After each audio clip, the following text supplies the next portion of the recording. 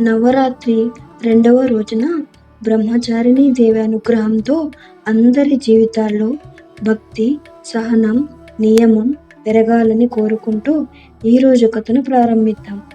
ఇది మీ beyond the epic channel. ఇక్కడ మన సంస్కృతి, విశ్వాసాలు కలిసిన కథలు జీవం పొందుతున్నాయి.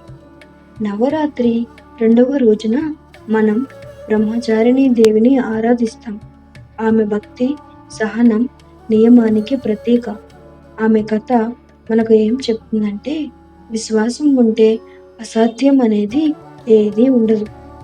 హిమవంతుడు అయిన రాజు, మైనావతి అయిన రాణికి పుట్టిన కుమార్తె పార్వతి.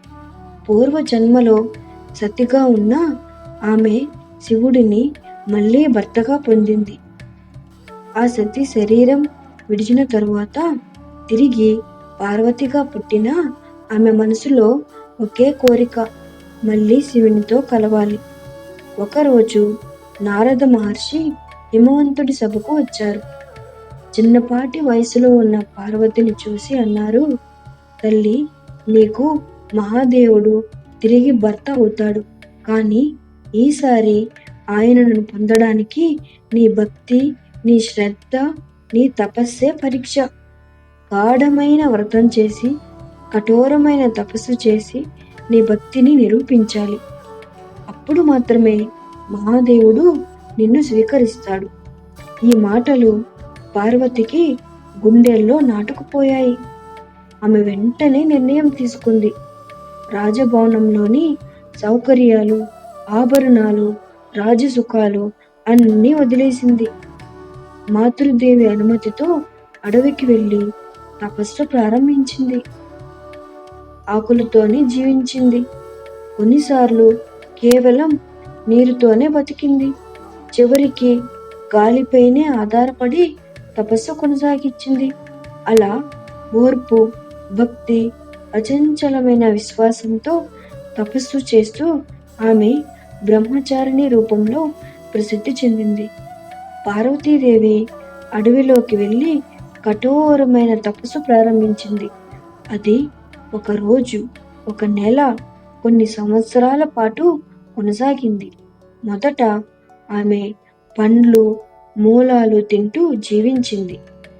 సంవత్సరాల తరబడి అలా కొనసాగింది.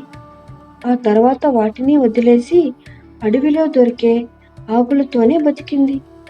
తర్వాత ఒక్క ఆకు కూడా తినకుండా కేవలం గాలిపైనే జీవిస్తూ లోతైన ధ్యానంలో మునిగిపోయింది. ఆమె శరీరం క్రమంగా బలహీనమైంది. కళ్ళలో కాంతి తగ్గినా, శరీరం తన్నబడ్డా, గుండె మాత్రం అచంచలంగా నిలిచింది. భక్తి మాత్రం మరింత బలపడింది. ఆమె తపస్సు శక్తికి భూలోకమే కాదు, స్వర్గంలో ఉన్న దేవతలందరూ ఆశ్చర్యపోయారు. ఒక స్త్రీ ఇంతటి ఓర్పుతో, ఇంతటి నియమంతో తపస్సు చేస్తుందా అని వారు పరమ విస్మయానికి గురయ్యారు. చివరికి ఆమె భక్తి ఆకాశాన్ని కదిలించింది. బ్రహ్మదేవుడు స్వయంగా ప్రత్యక్షమై పార్వతికి ఇలా అన్నారు, తల్లి, నీ తపస్సుకు సరితూగేది మరొకటి లేదు.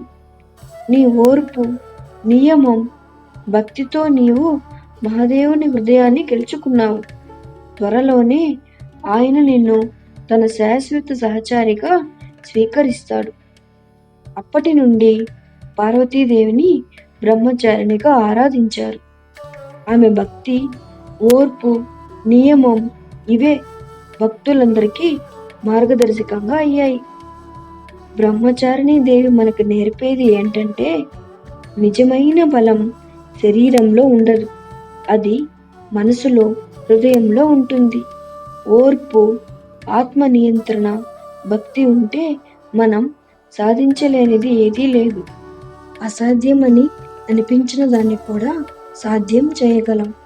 ఇదే నవరాత్రి రెండవ రోజు ఆరాధించే దేవి బ్రహ్మచారిణి కథ. రేపు మూడవ రోజు ధైర్యం మరియు రక్షణకు ప్రతీక అయిన చంద్రఘంటా దేవిని కలుద్దాం. ఇలాంటి మరెన్నో అద్భుతమైన దివ్య కథలు వినాలంటే మా బియాండ్ ద ఎపిక్ ఛానల్ని తప్పక ఫాలో అవ్వండి. ఇక్కడ సంస్కృతి, భక్తి, మంచితనం ఇవన్నీ మీ ముందుకు జీవంగా వస్తాయి.